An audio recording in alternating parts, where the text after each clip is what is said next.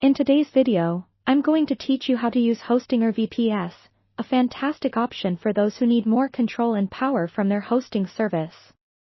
This process, while thorough, is straightforward, and I'll guide you through step by step so you can feel confident managing your own virtual private server. Whether you're new to VPS hosting or just switching to Hostinger, this tutorial has got you covered.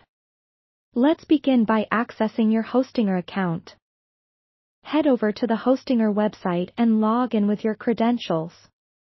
Once you're logged in, go to the dashboard, where you'll spot the option for your VPS hosting on the left-hand menu.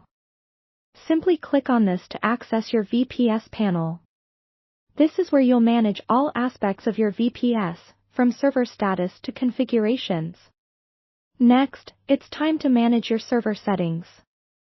In the VPS panel, you'll see several options.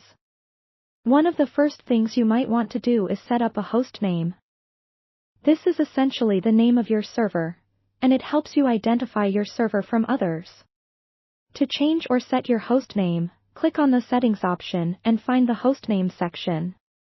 Enter the name you want and hit Save. It's a good idea to use something that's easily recognizable, perhaps relevant to your project or website. Moving on, let's discuss server resources. You'll want to ensure your VPS is configured to suit your needs in terms of RAM, CPU, and storage. In the VPS dashboard, under the Resources tab, you can monitor your current usage and see what's available. If you notice that you're regularly hitting limits, it might be time to upgrade your plan to ensure smooth performance. Once you've handled these basics, the next step involves installing the control panel of your choice. Typically, Hostinger supports several popular control panels like cPanel or Plesk, depending on your preference and familiarity. Some users might choose to work with an alternative like Webmin for more flexibility. Head to the Control Panel section in your dashboard to initiate the installation process. It's usually a one-click install, so just select your preferred control panel and follow the on-screen instructions. These control panels provide a user-friendly interface, making server management much easier.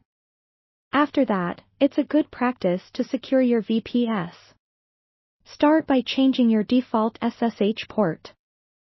This is a simple yet effective way to improve security by making it slightly harder for hackers to find your server. You'll want to log into your server via SSH, locate the SSH configuration file, and change the port number to a non-standard one. Remember to restart your SSH service to apply the changes. Backup is another critical feature. Ensure regular backups are set up by enabling automated backups in your dashboard. This will safeguard your data against accidental loss or server failure. Backups are your safety net, so don't skip this step. Congratulations, you are now well equipped to use Hostinger VPS effectively.